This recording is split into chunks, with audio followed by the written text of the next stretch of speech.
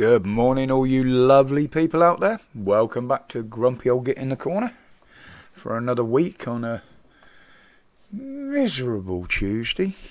We've had rain most of the night and it's still raining now.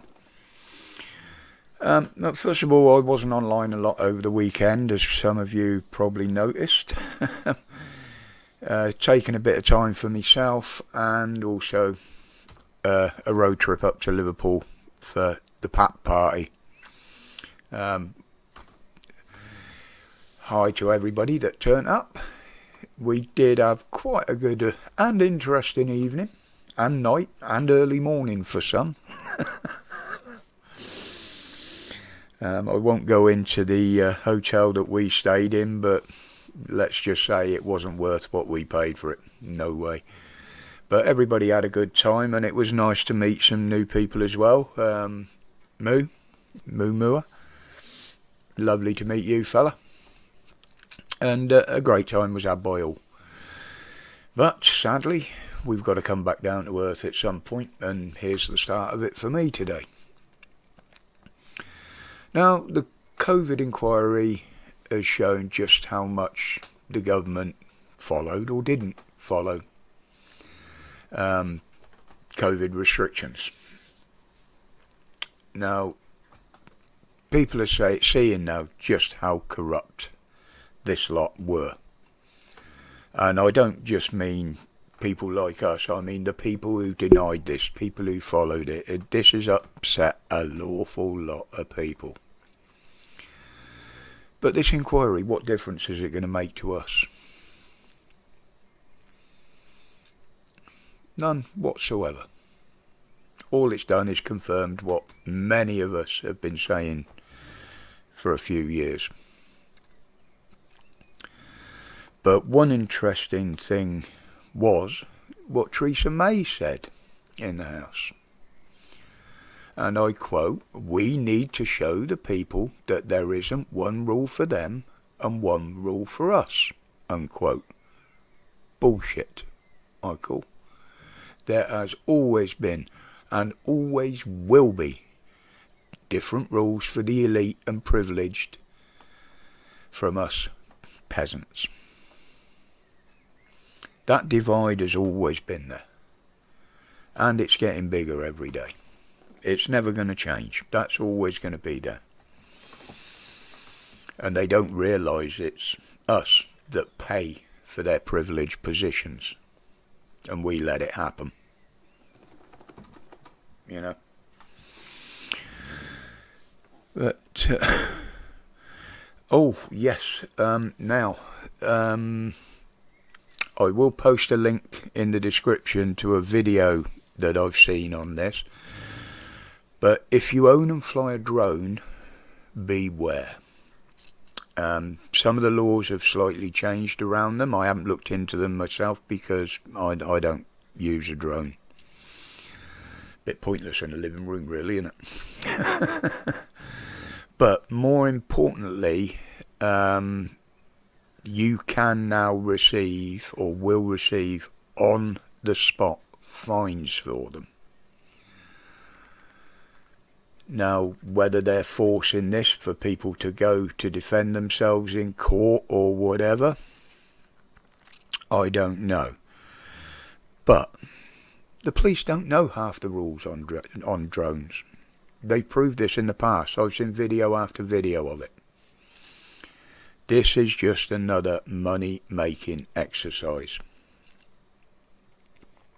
So if you fly one, own one, whether it's a toy, whether you use it through, I'll call it work, be careful. Like I say, the link to the video's in the description below. We know how these bastards will lie to get a conviction. So just watch your backs, people. Now, this one. I mean, obviously it's totally off topic for what I normally do, but it seems that a few people are stuck at the bottom of the sea. About 13,000 feet down, to be honest. Well, they don't know if they're stuck. This is the problem. The little submarine that was taking paying tourists down to see the Titanic has gone missing. They've lost all contact with it. Now, this thing has apparently got about 70 hours of air left from the reports I've seen.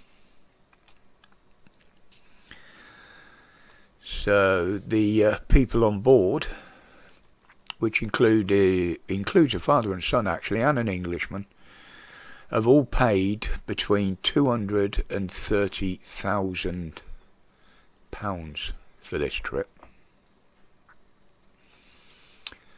Are they paying now for the most expensive air in the world? Because there ain't a lot of it left. Just shows what money can do to keep you safe. Really? 300k to lose yourself at the bottom of the ocean? Possibly not come up? I can't see the sense in that. But anyway, I just thought I'd throw that one in the mix. Time's getting on, but it has been a long weekend. There is a lot for me to catch up on. I'm just taking snippets that I've seen and looked at. I haven't really had time to do a lot more, but we've got this shit up in Scotland now. Now, Wee Cranky pulled down out of it, being investigated for corruption, mismanagement of funds or whatever she's being investigated into. But apparently a lot of this was to do with the independence thing and the referendums on independence. And she wasted millions on it and got voted down and pulled down on it every time. So what does the new First Minister do? He wants another referendum on it. Hasn't he learnt from what that bitch did to the people up there? What an absolute knob. You know, our own parliament's in turmoil. You know, Bojo now is effectively ostracised. He's out, he's gone. He's out the door. But in there, they're just like the police again. A pack of hyenas, just pouncing on a wounded animal. Yeah, who will it be next?